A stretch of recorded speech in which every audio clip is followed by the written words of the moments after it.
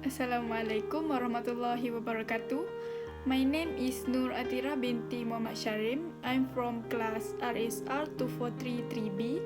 So now I will continue this presentation. My subtopic is bilateral transfer.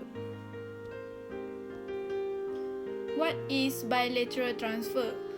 So bilateral transfer actually a transfer of learning that relates to the learning of the same task but with the contralateral limb. And this bilateral transfer also a phenomenon in which improvement in the performance of a non-practice limb results from practice with the contralateral limb. So, in the simple words, this bilateral transfer is a transfer of learning that occurs between two limbs. And sometimes this bilateral transfer refers to as intermanual transfer, cross-transfer, or cross-education. And this well-documented phenomenon also demonstrates about our ability to learn a particular skill more easily with one hand or foot after we already have learned the skill with the contralateral hand or foot. Next, we move to the symmetry and asymmetry of bilateral transfer. For symmetry transfer, this symmetry transfer states that bilateral transfer in which the amounts of transfer is similar from one limb to another, no matter which limb is used first. While this asymmetric transfer is a bilateral transfer in which there is a greater amount of transfer from one limb than from other limb. According to the symmetry and asymmetry of bilateral transfer, there have an issue that underlying the questions of whether bilateral transfer is symmetry or asymmetry. So, one of the more intriguing questions about the bilateral transfer effects concerns the directions of the transfer is, does a greater amount of bilateral transfer occur when a person learns a skill using one limb before it with the contralateral limb, which is asymmetric transfer, or the amounts of transfer similar when either limb is used first, which is the symmetric transfer. So, according to the issue, they have two reasons for investigating the questions, which is based on the theoretical perspective and practical perspective. For the theoretical perspective, it states that knowing whether bilateral transfer is symmetric or asymmetric will provide insights, while practical perspective states that it can help the professional designs practice to facilitate optimal skill performance with either limb.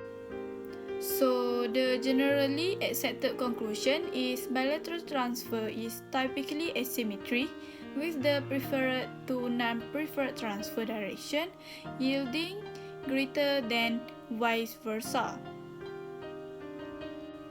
Next, we move to the two hypotheses that explain why bilateral transfer occurs, which is cognitive hypothesis and motor control hypothesis. For cognitive hypothesis, it proposes that a person applies the knowledge acquired with practice of one limb about what to do to perform the skill to the initial performance of the skill with contralateral limb. The cognitive hypothesis also a basis for the positive transfer from a practice to a non-practice limb is the important cognitive information related to what to do to achieve the goals of the specific skill. As a result of practice with one limb, this information is relevant to performing the skill regardless of the limb involved and is critical information acquired during the initial stage of skill learning. So next is motor control hypothesis. So this motor control hypothesis proposes that the motor control system learns to perform a skill in which a non-limb specific way, which provides the basis for the system specifying a non-practice limb to perform the skill at some future time, and the expectation that performance with the non-practice limb will be higher than if there had been no practice with other limb. This motor control hypothesis incorporates the generalized motor program theory and the dynamic pattern theory of motor control, as well as our understanding of motor efferent in the nervous system. So, for generalized motor program, which is GMP, it predicts that because practicing a skill with one limb establishes the developments of a JMP with its invariant characteristic, the skill could be performed with the contralateral limb by applying to the GMP the muscles parameter for that limb.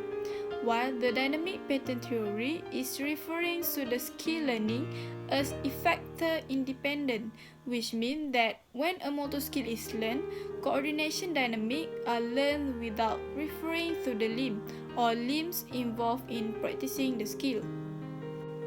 Okay, that's all for my presentations under the subtopic of bilateral transfer. If there's have any questions, you guys can leave any comment. Thank you very much and Assalamualaikum.